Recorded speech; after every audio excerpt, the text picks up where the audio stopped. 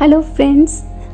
तो खुश रहिए, मुस्कुराते रहिए और हमेशा हंसते रहिए और इसी गर्म जोशी के साथ अपनी ज़िंदगी को जीते रहिए। तो वेलकम अगेन टू हम सबके चैनल पे जिसका नाम है नॉलेजेबल बातें।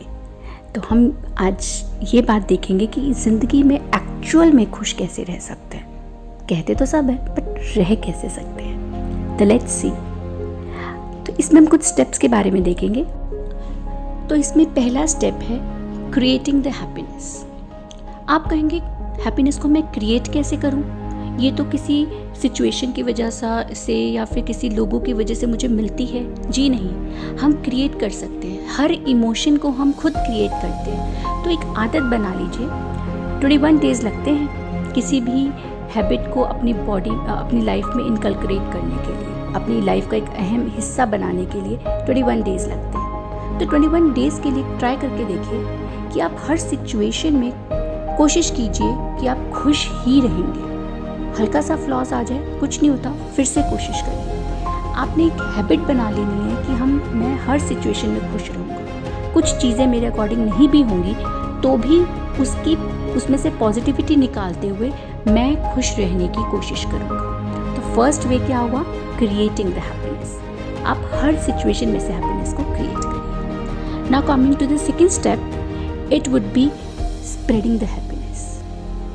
हमने सुना है, कर्मा थ्योरी भी यही कहती है कि जो हम दूसरों को देते हैं वो ही हमें वापस मिलता है। बॉल को दीवार पे मारा तो वो बॉल वापस हम पर ही आती है ना?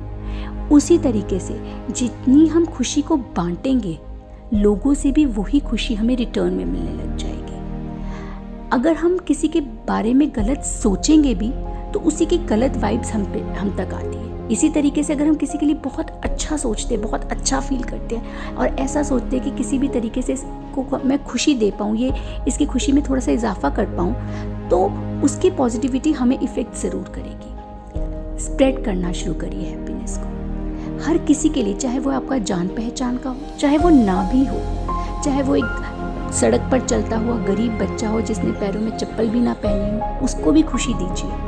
किसी भी तरीके से फाइनेंशियली, मेंटली, या एक उदास व्यक्ति आपके पास बैठा हुआ है, उसको भी टाइम देकर या उसके दिल को सांत्वना देते हुए उसके दुख को आप कम कर सकते हैं। ये सब खुशी बांटने के एक जरिए है। एक भूखे व्यक्ति को रोटी खिलाना भी खुशी बांटना है। तो सेकंड स्टेप क्या हुआ?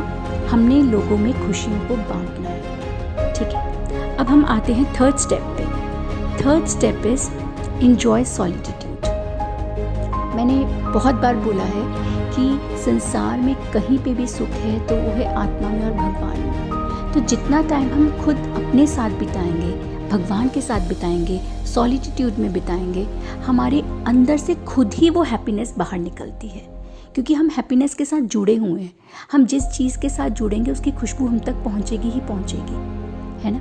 गुलाब के फूलों के साथ रहते हैं तो गुलाब की खुशबू भी आने लग जाती है आप में से। उसी तरीके से हम जिस कंपनी में रह रहे हैं, हम सॉलिट्यूड में रह रहे हैं क्योंकि वहाँ पे पीसफुलनेस है, हैप्पीनेस है, तो वो हम में से झलकेगी ही झलकेगी और हमारी लाइफ में आनी शुरू हो जाएगी।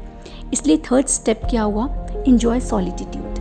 अकेलेपन में भी खुशी ढूंढिए। Fourth step, coming to the fourth one, would be stop controlling the things.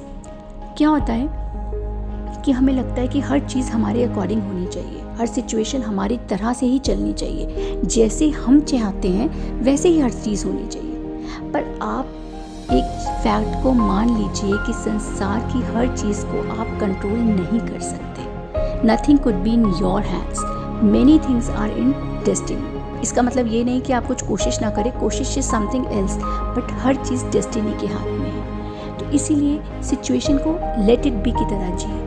ठीक है, जैसा चल रहा है ओके, ट्राई करिए, नहीं होता तो ठीक है, छोड़ दीजिए उस चीज़ को। Tackle the things and situation and emotions.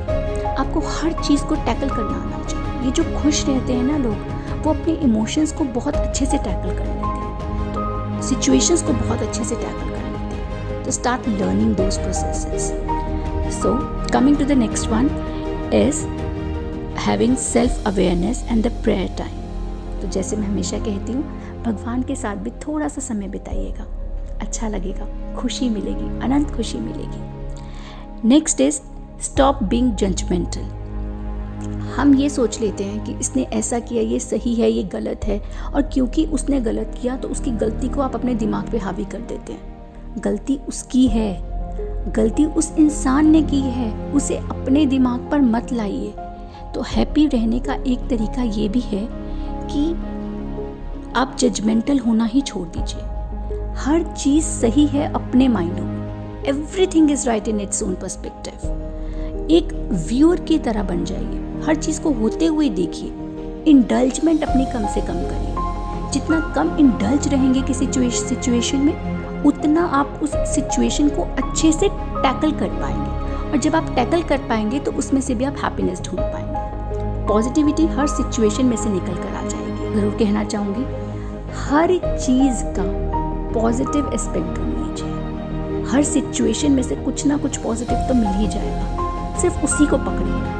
बाकी जो होता है होने दीजिए, जैसे चल रहा है चलने दीजिए, और ज़िंदगी में अपने आप से खुश रहिए। हम जितना भागम दौड़ में रहते हैं ना, जितना ये कोशिश करते हैं कि मैं ये भी कर लूँ, ये चेंज कर दूँ, ये सिचुएशन को ऐसे हैंडल कर लूँ, हम उतना ज़्यादा स्ट्रेस में चले जाते हैं। करिए आराम से, खुद स्ट्रेस फ्री होकर फिर काम को करिए और हैप्पी रहिए, खुश रहने की कोशिश करिए। बस यही कहूँगी। जिंदा हैं इसीलिए तो जिंदा दिली से जीने के लिए कह रही हूँ। मरने के बाद तो हर कोई मौन हो जाता है। जिंदा दिली से ज़िंदगी को जिए, खुश रहिए, हैप्पी रहिए, स्माइलिंग रहिए। तो नेक्स्ट वीक या नेक्स्ट वीडियो में मैं फिर से आपसे मिलूँगी